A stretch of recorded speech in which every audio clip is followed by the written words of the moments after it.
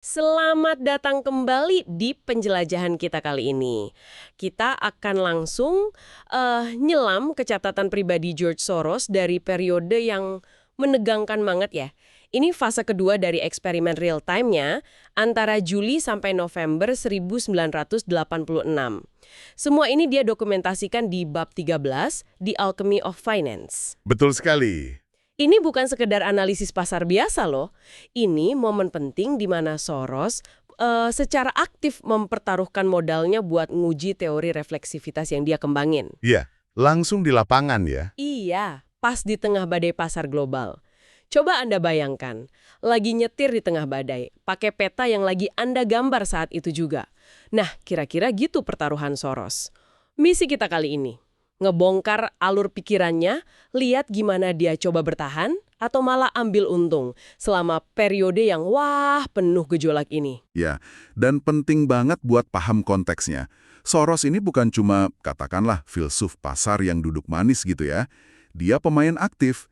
Dia catat semua hipotesisnya, tindakannya, bahkan keraguan sama kesalahannya sendiri pas pasar lagi liar-liarnya. Dia coba menerapkan teori refleksivitasnya itu. Teori soal persepsi dan realitas yang saling mempengaruhi itu kan? Benar.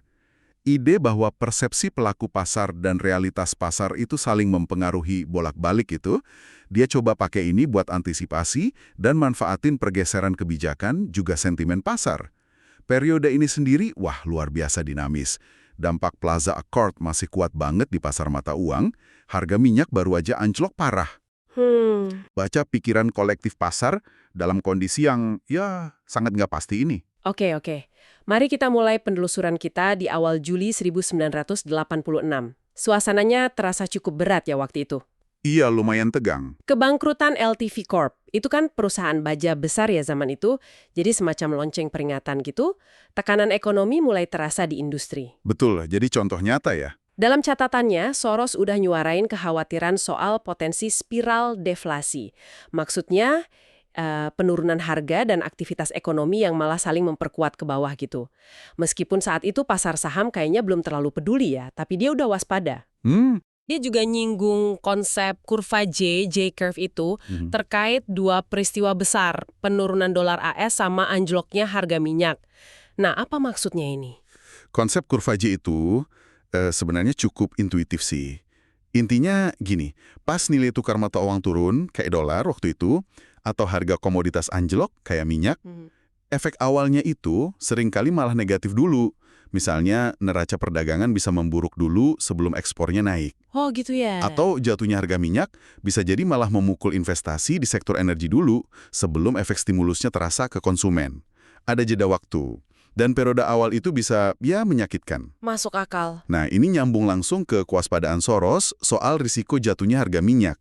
Sementara mungkin banyak orang lihatnya, bagus nih, biaya energi turun. Iya, stimulus buat ekonomi kan? Betul, tapi Soros lebih fokus ke potensi guncangan finansial. Anjloknya harga minyak bisa memicu kebangkrutan di sektor energi di negara penghasil minyak. Ini bisa bikin efek domino di sistem keuangan. Kayak yang mulai kelihatan di kasus LTV Corp itu di sektor baja yang juga sensitif sama ekonomi. Jadi dia lihat potensi sistemiknya ya? Tepat. Nah, menariknya, di awal Juli itu pasar saham malah ngalamin koreksi teknikal. Soros awalnya agak ragu, tapi terus dia bertindak cukup tegas. Dia ambil posisi short, artinya dia bertaruh pasar bakal turun di pasar saham lewat indeks S&P Futures.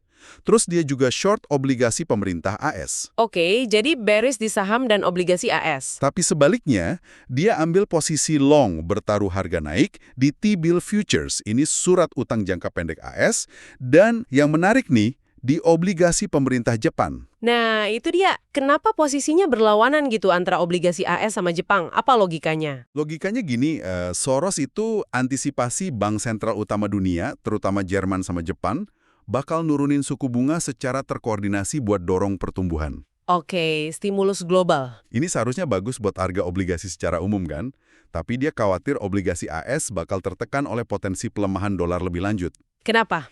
Ya karena investor asing mungkin jadi ragu megang aset dolar kalau dolarnya terus melemah. Sebaliknya, obligasi Jepang dianggap bakal lebih diuntungkan dari penurunan suku bunga domestik mereka, dan mungkin nggak terlalu terdampak sama isu dolar. Nah, ini contoh bagus gimana ekspektasi kebijakan makro dia itu langsung ngebentuk strategi tradingnya yang spesifik banget. Saya bisa lihat logikanya di sana. Benar-benar nyambung ya antara makro dan mikro tradingnya. Oke, sekarang kita maju sedikit ke akhir Juli sampai Agustus 1986. Pasar kayaknya masih bergejolak ya. Gimana posisi Soros saat itu? Masih goyang ya pasarnya. Dia kayaknya tetap pegang pandangan kalau ekonomi AS itu lemah dan argumen buat resesi makin kuat. Dia lihat beberapa faktor pendorong nih. Apa aja tuh? Ya, itu tadi potensi spiral deflasi, terus penurunan belanja modal perusahaan gara-gara ketidakpastian finansial, sama dampak dari rencana reformasi pajak yang lagi rame di AS waktu itu. Kasus kayak tekanan finansial di Bethlehem Steel, perusahaan baja lain, itu makin nguatin pandangannya. Jadi dia cari konfirmasi terus ya di data real ya?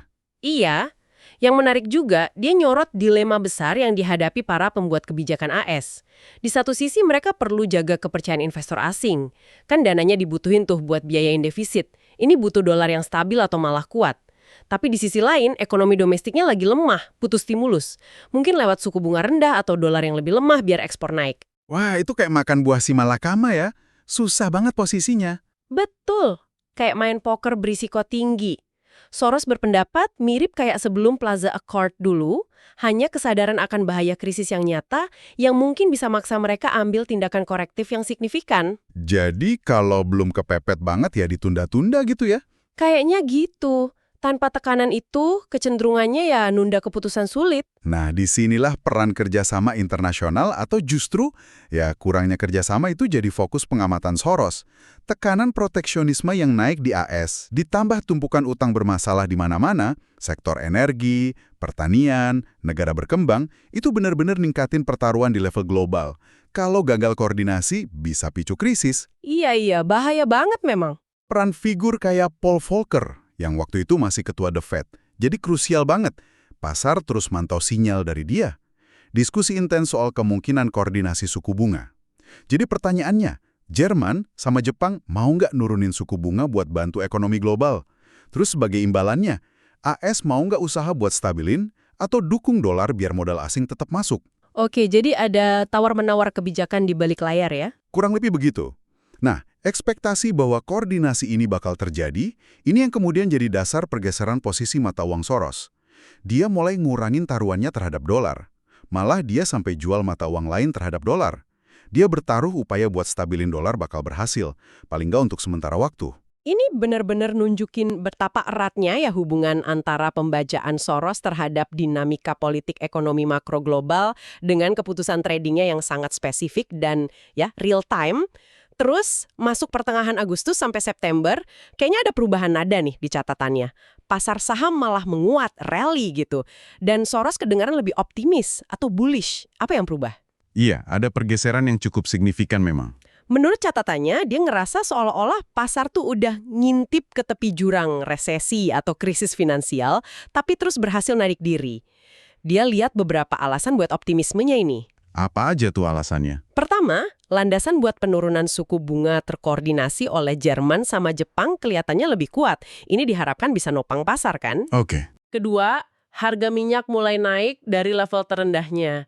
Ini ngurangin tekanan deflasi, bantu perusahaan yang tadinya kena pukul jatuhnya harga energi, terus juga dorong penumpukan inventaris. Jadi ada sedikit kelegaan ya? Iya. Ketiga, stabilisasi nilai tukar dolar memungkinkan dampak positif dari pelemahan dolar yang udah terjadi sebelumnya, mulai kerasa ke daya saing ekspor AS. Jadi efek kurva G mulai kelihatan positifnya gitu ya? Mungkin gitu. Dia bahkan mulai ngomongin kemungkinan kelanjutan dari apa yang dia sebut pertumbuhan di bawah standar, substandard growth. Ini konsep menarik nih. Kondisi di mana ekonomi real mungkin nggak tumbuh cepat, malah cenderung lesu, tapi justru karena itu likuiditas tetap banyak karena bank sentral jaga suku bunga rendah. Ah, iya ya. Dan ini bisa terus dorong harga aset finansial kayak saham global ke level yang lebih tinggi lagi. Pertimbangan soal reformasi pajak di AS juga disebutnya sebagai faktor yang mempengaruhi keputusan investasi jangka pendek saat itu. Mungkin ada yang beli saham sebelum aturannya berubah. Mari kita dalemin bentar skenario pertumbuhan di bawah standar ini. Ini kondisi yang agak paradoks ya. Pasar finansial bisa pesta pora meskipun fondasi ekonomi realnya nggak begitu kokoh. Tapi menariknya, bahkan pas Soros ngomongin skenario yang lebih positif ini, Kerangka refleksivitasnya itu bikin dia tetap waspada. Dia nggak sepenuhnya kebawa euforia. Tetap hati-hati ya. Betul. Dia catat beberapa sinyal peringatan yang kontradiktif. Misalnya, kurva imbal hasil, yield curve, obligasi AS mulai nancak. Biasanya, ini sinyal pasar ngarepin inflasi atau pertumbuhan lebih tinggi ke depan, yang bisa picu kenaikan suku bunga. Oke, itu bisa jadi rem buat pasar saham kan? Bisa jadi. Terus, harga emas juga naik. Emas kan sering dianggap aset safe haven atau lindung nilai kalau ada ketidakpastian atau inflasi. Dan yang penting, mulai kelihatan ada keretakan dalam kerjasama G5, kelompok 5 negara industri utama waktu itu. Ini semua lampu kuning buat dia. Jadi sinyalnya campur aduk gitu ya? Iya, dia juga mulai ngerasain tanda-tanda kalau pasar saham global, termasuk di AS, mungkin lagi deketin puncaknya. Meskipun dia ngerasa belum sampai level euforia spekulatif penuh yang biasanya nandain akhir siklus bull market besar. Nah, kombinasi antara optimisme jangka pendek, pertumbuhan di bawah standar, sama sinyal-sinyal peringatan ini, akhirnya dorong Soros ke sebuah kesimpulan besar. Apa itu? Fase yang dia sebut zaman keemasan kapitalisme, Golden Age of Capitalism ini, merujuk ke periode pemulihan ekonomi dan kenaikan aset besar-besaran pasca inflasi tinggi awal 80-an yang didorong Reaganomics menurut dia, udah berakhir. Wow.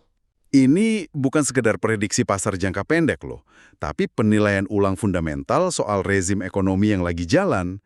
Ini bikin dia bertanya-tanya, terus fase berikutnya apa? Dia ngaku ada ketidakpastian besar dan ngelihat 3 kemungkinan skenario ke depan. 1. Modeling through, ekonomi jalan tertatih tanpa arah jelas. 2. Lingkaran setan, vicious circle, di mana masalah ekonomi dan finansial saling memperburuk. Atau 3. Munculnya inisiatif kebijakan baru yang berani yang bisa ngubah arah permainan secara fundamental.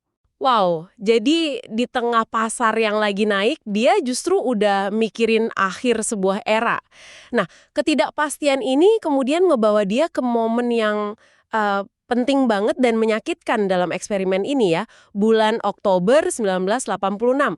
Dia secara terbuka ngaku bikin kesalahan besar, big mistake, terutama di pasar saham Jepang. Apa sebenarnya yang terjadi di sana? Iya, ini momen krusial banget. Dalam catatannya, Soros jujur banget soal ini.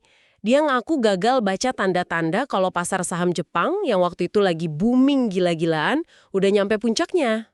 Terlena mungkin ya? Bisa jadi, fokus kesalahannya ada di saham-saham yang terkait sektor real estate Jepang yang harganya udah melambung tinggi banget. Pemicu spesifik yang dia sebut itu likuidasi paksa sebuah dana investasi namanya Akasaka. Dana ini kayaknya punya exposure gede ke saham-saham itu dan terpaksa jual dalam jumlah besar. Ini nandain ada masalah likuiditas. Sinyal awal masalah berarti ya? Iya, dia juga ngerasa lalai karena nggak cukup perhatiin perubahan kebijakan pemerintah Jepang yang mulai coba ngerem aliran modal ke luar negeri. Terus juga ngabain sinyal dari stabilisasi yen setelah apresiasi tajamnya selama setahun terakhir. Pakai kata-katanya sendiri, yang cukup keras buat dirinya, dia ngerasa terlalu puas, complacent, sama posisi longnya di Jepang, dan nganggep nggak ada alasan, no excuse buat kesalahannya itu. Wah, introspeksi yang dalam ya? Banget. Yang paling menarik dari sudut pandang teorinya adalah kesadarannya kalau proses refleksivitas sekarang mulai kerja secara terbalik di Jepang. Pasar saham yang mulai retak, sekarang mulai secara aktif mempengaruhi dan ngerusak booming real estate yang sebelumnya malah didorong kenaikan pasar saham itu. Umpan baliknya jadi negatif. Nah, ini contoh klasik banget gimana refleksivitas bisa kerja dua arah. Pas pasar naik, optimisme dorong harga aset naik, terus tuh kayak membenarkan optimisme tadi dan dorong aktivitas ekonomi real, kayak pembangunan real estate. Iya, iya.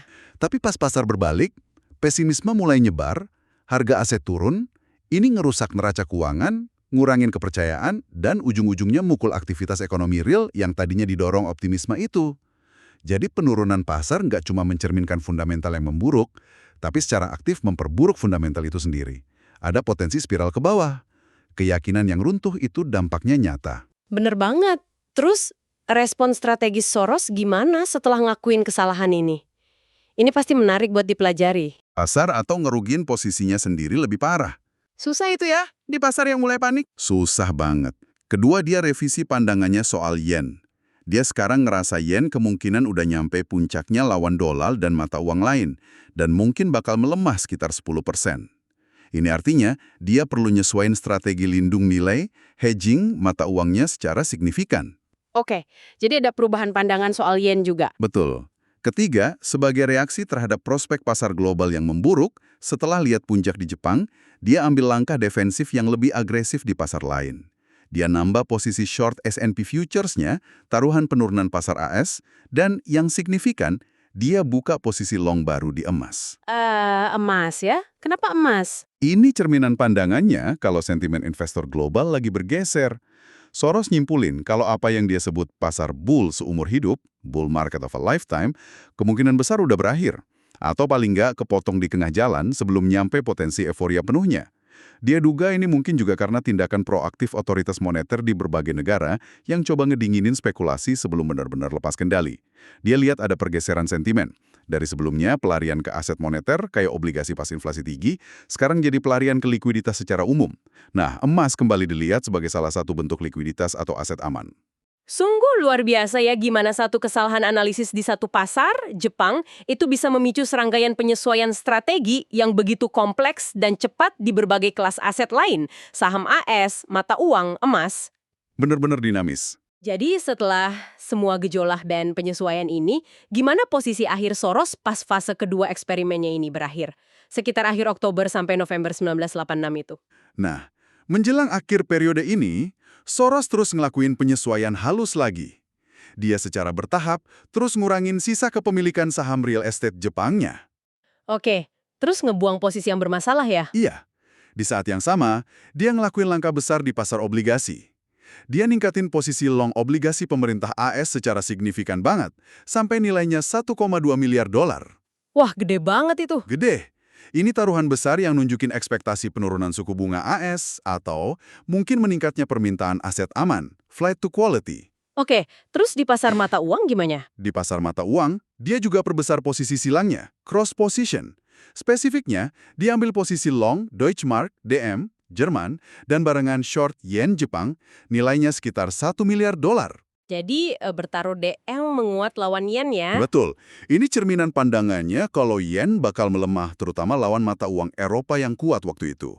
Meskipun gitu, secara keseluruhan lawan keranjang mata uang utama lainnya, dia ambil posisi net short dolar yang moderat. Artinya, dia masih bertaruh dolar bakal sedikit melemah secara umum. Cukup kompleks ya posisinya. Sangat. Catatannya di periode akhir ini juga ngungkapin kegugupannya soal pertemuan OPEC, organisasi negara pengekspor minyak, dan ketidakpastian soal arah harga minyak selanjutnya. Yang juga menarik, dia nyatat kalau toleransinya terhadap potensi kerugian kayaknya menurun setelah kena pukul cukup keras sama kesalahannya di pasar Jepang tadi. Aspek psikologisnya main juga ternyata. Ya, itu manusiawi sekali ya. Jadi, pas kita lihat gambaran akhir fase 2 ini, kita nemuin Soros beroperasi di tengah jaringan pasar global yang, wah, kompleks banget dan saling terkait. Ada saham di berbagai negara, obligasi pemerintah dengan dinamika suku bunga beda-beda, mata uang utama yang dipengaruhi kebijakan dan aliran modal, terus komoditas penting kayak minyak dan emas. Semuanya nyambung ya. Betul. Dia secara konsisten coba pakai kerangka refleksivitasnya sebagai peta buat nafsirin peristiwa, antisipasi reaksi pasar, dan nempatin portofolionya. Tapi, dia sendiri sangat sadar dan jujur ngaku kalau teorinya itu bukan bola kristal. Bukan jaminan pasti ya. Bukan. Nggak jamin kemampuan ngeramal masa depan secara akurat. Buktinya ya kesalahan dia di Jepang itu. Nah, apa yang paling menonjol dari keseluruhan periode Juli sampai November 1986 ini adalah kemauan dan kemampuannya buat terus-menerus nyesuaiin strategi. Dia nggak terpaku sama satu pandangan dogmatis. Fleksibel banget ya. Sangat. Begitu data baru masuk, begitu sinyal pasar berubah, begitu ekspektasi kebijakan geser, dia evaluasi ulang hipotesisnya, terus bertindak. Bagi Anda sebagai pendengar, kisah ini ngasih gambaran langka soal gimana sebuah teori pasar yang kompleks coba diterapin secara real-time dalam kondisi penuh tekanan dan beresiko tinggi. Ini juga nyorot beban emosional yang nyertainnya, gimana ngakuin salah, ngelola risiko kerugian besar, dan kebutuhan tanpa henti buat introspeksi dan evaluasi ulang itu bagian tak terpisahkan dari investasi aktif di level ini. Jadi, itulah rangkuman perjalanan Soros yang penuh liku selama Juli hingga November 1986, sebuah periode yang ditandai volatilitas tinggi, pergeseran tajam dalam perspektifnya, dari bearish ke bullish, terus balik waspada lagi. Bolak-balik ya? Iya, sebuah kesalahan yang diakuinya mahal banget di pasar Jepang dan posisi akhir yang mencerminkan pandangan yang jauh lebih hati-hati dibanding beberapa bulan sebelumnya. Inti dari semua ini sekali lagi adalah pengujian teori refleksivitas secara langsung di kancah pertempuran pasar keuangan yang sesungguhnya. Sebagai penutup nih, mari kita tinggalkan Anda dengan sebuah pemikiran provokatif yang muncul dari evaluasi Soros setelah eksperimen ini berakhir. Seperti yang kita diskusikan tadi, Soros ngakhirin fase ini dengan keyakinan kalau pasar bull besar kemungkinan besar udah berakhir atau paling nggak terinterupsi. Tapi dalam refleksinya lebih lanjut, dia kemudian ngembangin sebuah metafora menarik yang dia sebut jarum macet di piringan hitam, needle stuck in a groove. Jarum macet di piringan hitam. Apa maksudnya itu? Nah, model ini nyiratin kalau siklus pasar mungkin nggak lagi gerak secara bersih dari boom ke bust, terus balik ke boom lagi, kayak model siklus bisnis tradisional. Sebaliknya, sistem finansial global seolah-olah terus-menerus deketin kondisi krisis. Krisis terus ya? Entah itu ancaman deflasi, kebangkrutan bank sistemik, atau keruntuhan pasar saham. Tapi setiap kali deketin tepi jurang, otoritas moneter dan fiskal, bank sentral dan pemerintah selalu berhasil ngelakuin intervensi, tepat pada waktunya buat nyelamatin keadaan, menarik sistem kembali dari ambang kehancuran. Intervensi ini berhasil cegah keruntuhan total, tapi mungkin juga cegah terjadinya pembalikan tren yang sehat atau pembersihan ekses spekulatif yang tuntas. Oh, jadi nggak sampai riset gitu ya? Akibatnya, sistem nggak benar-benar balik arah, cuma geser atau berubah bentuk. Krisis seolah-olah terus-menerus ditunda atau dikelola, bukan diselesain secara fundamental. Wah, menarik sekali metaforanya. Kondisi nyaris krisis yang dikelola secara terus-menerus ini, di mana otoritas selalu jadi penyelamat di saat-saat terakhir, ini nimbulin pertanyaan penting buat Anda renungkan lebih lanjut. Apa implikasi jangka panjang dari dinamika jarum macet ini buat stabilitas pasar keuangan di masa depan? Apakah kemampuan buat terus-menerus ngelola krisis ini pertanda kalau sistem finansial global udah berubah secara sistemik jadi lebih tahan banting dan mampu nyerap guncangan? Ataukah ini sekedar nunda sebuah keruntuhan yang lebih besar dan tak terhindarkan di kemudian hari dengan terus numpuk risiko dan distorsi dalam sistem? Sebuah pertanyaan terbuka untuk Anda bawa pulang.